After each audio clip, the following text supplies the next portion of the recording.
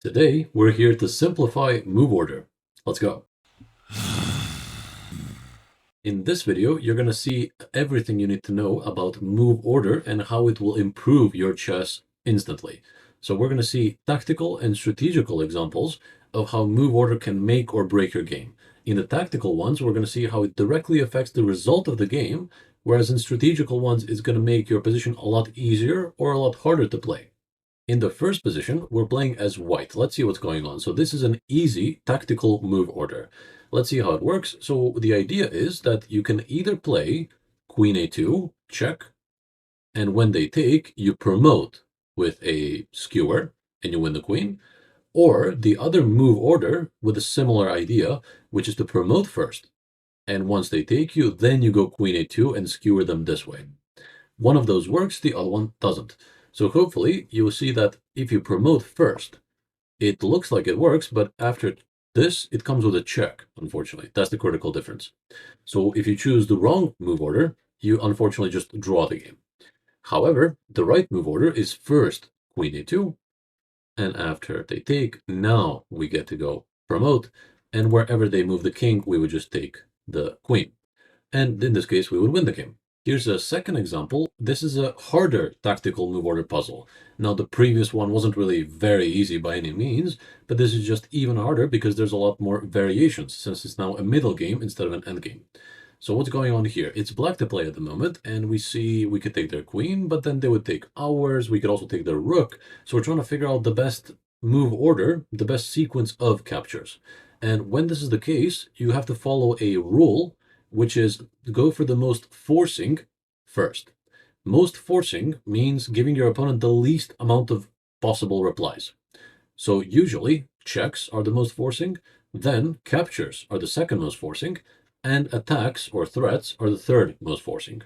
I'm going to actually link a video right now, and you can also see it in the description down below, where I fully explain the secret of calculation, which is to go for the most forcing first.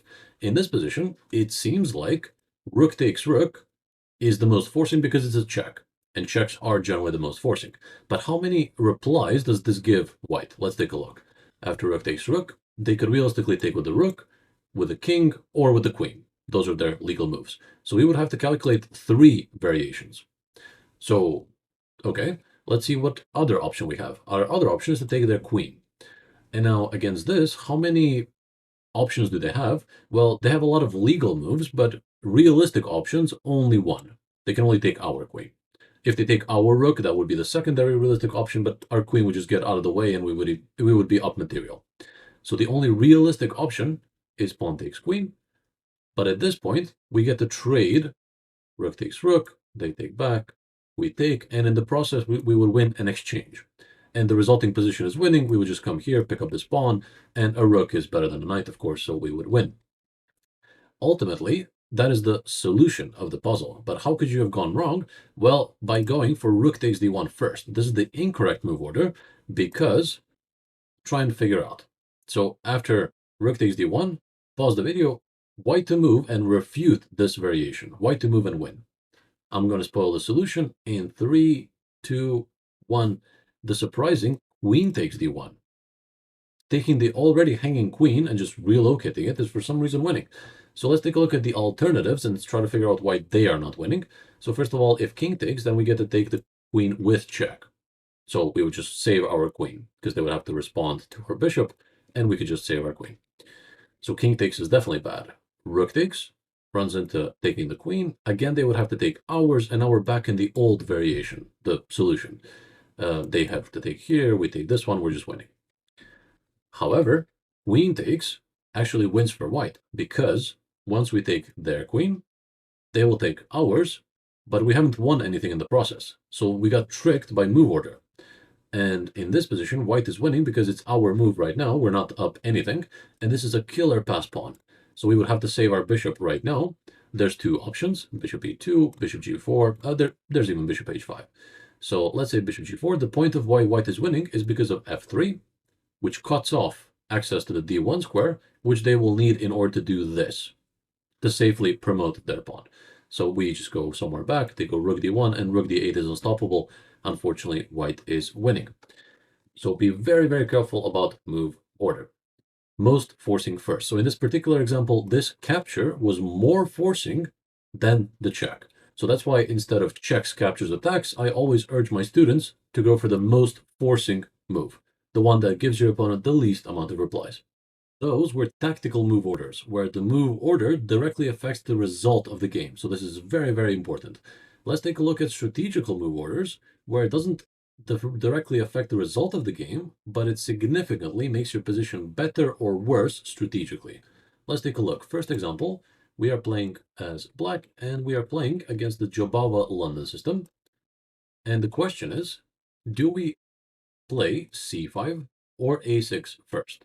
So both of these are strategically useful moves. a6 stops knight b5, bishop b5 moves like this, and prepares to expand further space with b5. The purpose of c5, however, is to just continue challenging the center, fighting for space, opening up the queen's diagonal perhaps. So both of these are useful strategic moves. But what's the correct move order? Pause the video and have a think. I'm spelling the solution in 3, 2, 1. It is correct or easier to play if you play a6 first. Why? Because if you go c5, white has the typical idea of the Jobava London system, watch out for this, knight b5. Together coupled with the bishop, it puts immense pressure on this diagonal, particularly the c7 square.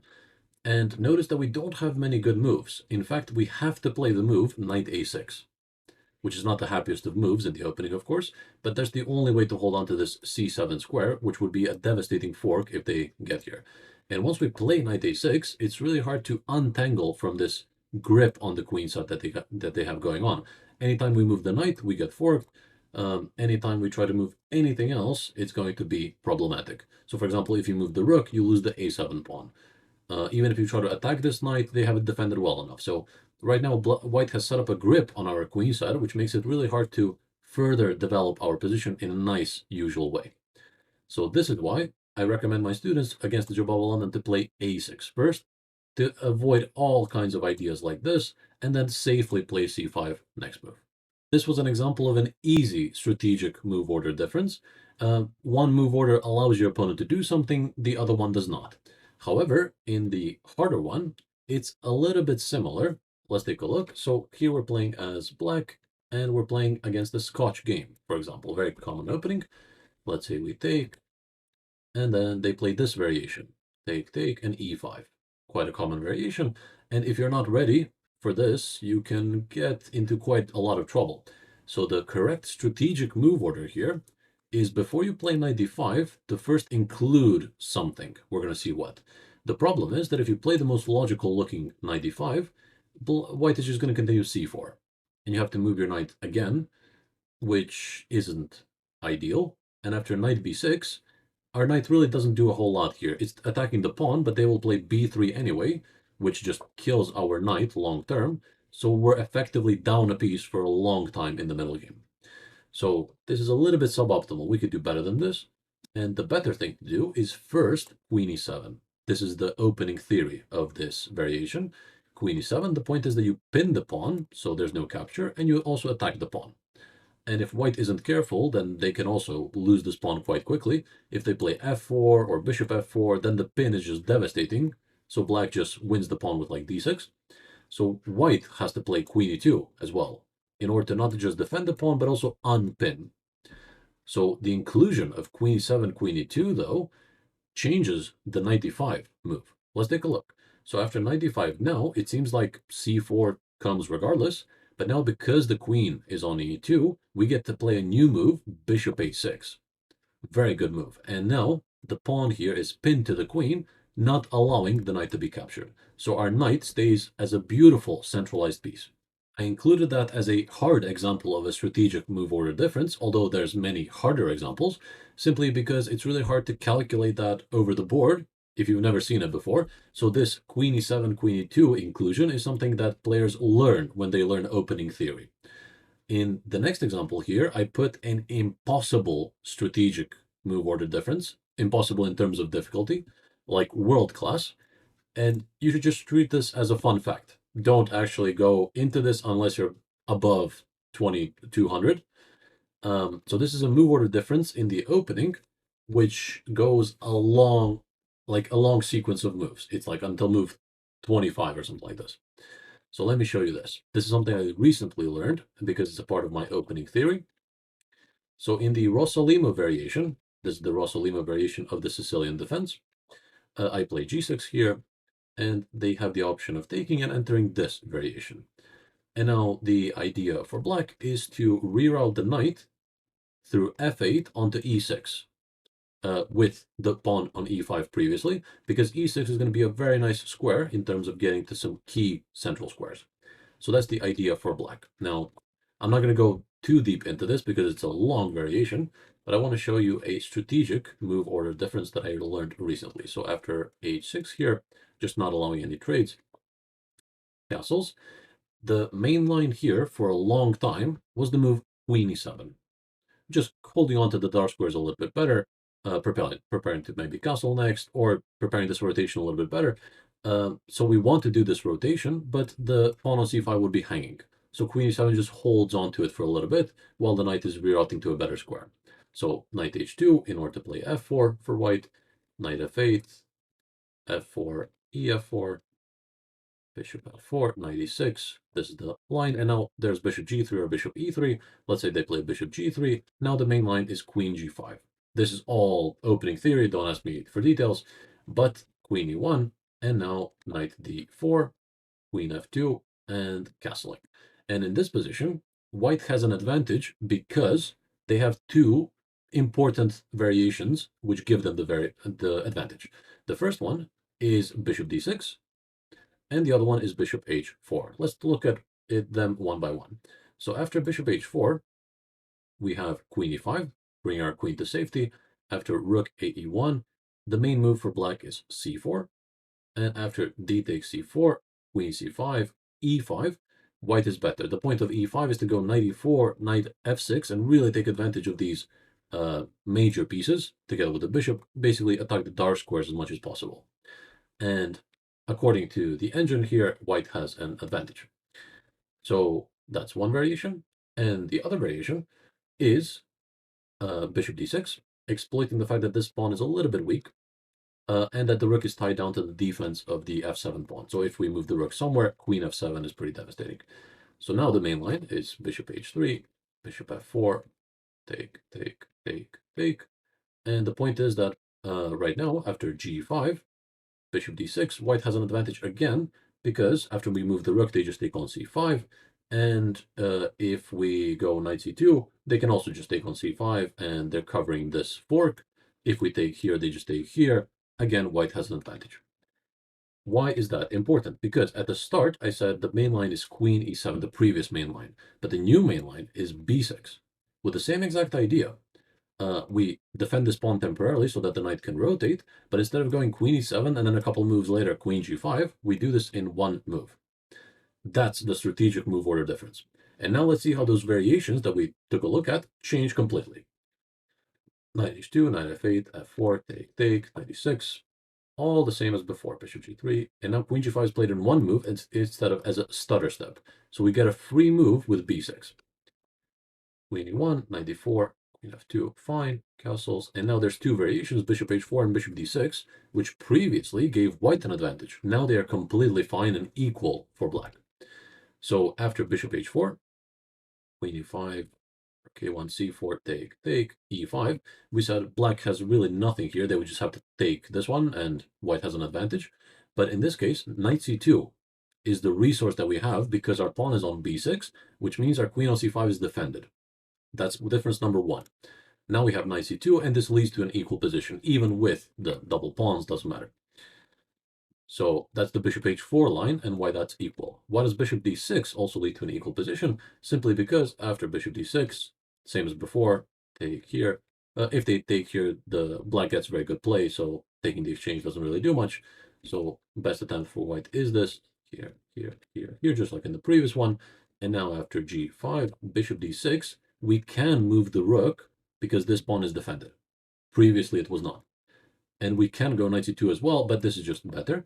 Rook f8, and if they play bishop to the 7th rank, we could just gain another tempo. But the point is that wherever they move with the bishop, let's say somewhere back, we get to go knight c2 now, and this attacks the rook. Wherever the rook moves, we're going to go knight e3 with a 4.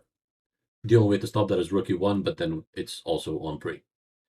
So we are winning an exchange here, and we will be up material at the end. Currently, the material imbalance is 3 pawns for a piece, so it's even, and they have this weakness. But also, we will get an exchange, so black will be in a winning position. And worth mentioning that if they don't go bishop d6, let's say they go bishop d2 instead, after knight c2, they get to save their exchange because their bishop is remaining control on e3. And after rook a d1, we have 3 pawns for a piece, and the d3 pawn is very weak.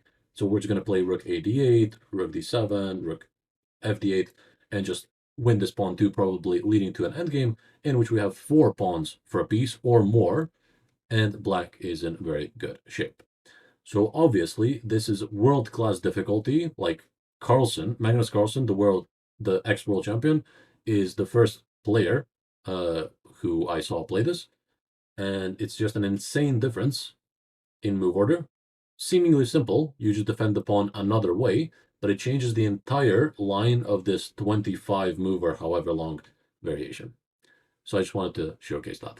The last thing for today is a small puzzle. So here, I was playing white in this position against a 2261 player. And with the correct move order, you can get a winning advantage right now. So treat this as a puzzle and drop a comment down below with your best solution. If you enjoyed the video, drop a like below to let me know, comment with any questions you might have, and subscribe on my channel to see more stuff like this. Look forward to the next one, and I'll talk to you soon. Take it easy.